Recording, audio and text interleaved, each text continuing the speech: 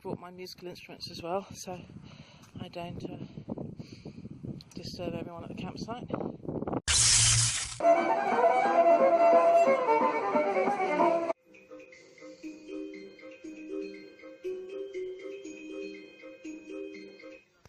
I'm going to show you where our lovely campsite is. This is how close it is to the beach. It's called Strandcamping on the bay at Doonbeg, and it's between Galway and Limerick.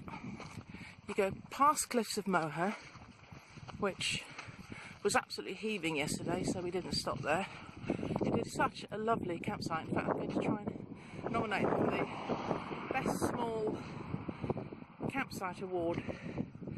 So this is how close we are, and this is who they are.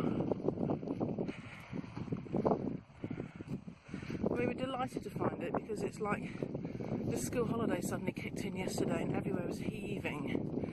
But it's such a cute campsite that hasn't got that many pictures or sites. Definitely small, but everything they could paint they have is all so jolly. This is the kitchen and laundry room, and we hung our washing on the line. And then they had a crepe van that came one evening and one morning. The French crepes, very, very nice. Lovely facilities. You have individual bathrooms, which I don't think I've ever seen before, with a loo and a shower and a basin in each bathroom. So really, really comfortable and cheaper than most of the others as well. And then the other great thing is that they've got a dedicated dog walk, so they've got a lovely field where you can walk your dog. I should say walk your dog off the lead. So I'm heading back now, and while I do that I'll just tell you about this local, you can walk to the local village of Doonbeg, which is about 10 minutes walk. They have 3 different pub restaurants. We went to the only one that would allow dogs in the courtyard and sat outside, and we had a meal there. And they had 2 items on their menu. Oh, it's called Eon Pub Restaurant, which I'm sure I'm pronouncing wrong. They had a roasted veg with overpasta, and they had a chickpea cassoulet, which I thought, oh, I'll try that. And it was absolutely delicious. And I asked the waitress what was in the sauce, and she said it was a secret, which makes it more exotic, because I can't even try and emulate it. But it's a strange beach here, isn't it? Very nice and peaceful. So Pip's trying to have a swim out there. I think he's going to find it hard to find anywhere deep enough.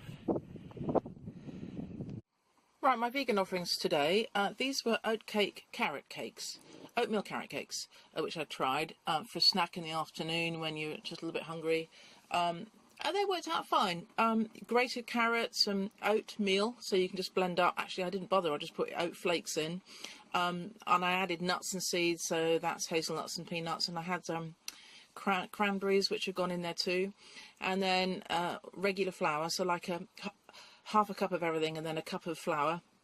And also some almond meal, which went well with it. And then, of course, linseed to hold it together. And then all gets quite sticky. You make little patties and then cook it. I did it in the Dutch oven for about half an hour, and they're pretty good. They're a little bit of maple syrup as well, so they're sweet enough, and it's just a nice little snack. And then for lunch we're doing a salad, which I'm sure you agree is a rainbow. I'm going to have a rainbow on my plate this afternoon. And we're having it with hot new potatoes and green beans, which are cooking. And I've made this lovely dressing. Again, 1 date to sweeten it, and then some balsamic vinegar and apple cider vinegar today. A little bit of olive oil, basil leaf, pinch of salt. And then I put some cashew nuts, which had been soaked, to thicken it up. And then diluted it with a little bit of almond milk. Just added bits and pieces, squeezed some lemon. I think I've said lemon. Really nice. So that, I'm looking forward to lunch.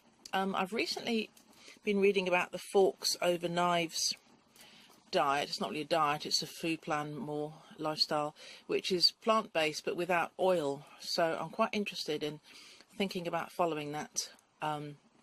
It would perhaps help with the weight loss, and he said that the theory being vegans still are dying of heart disease if they have the same amount of oil as they ever did, even if it's olive oil. avocado oil, etc. We should get all our oils naturally, as in a real olive and a real half avocado, etc., a real handful of cashew nuts. That should give you enough oil.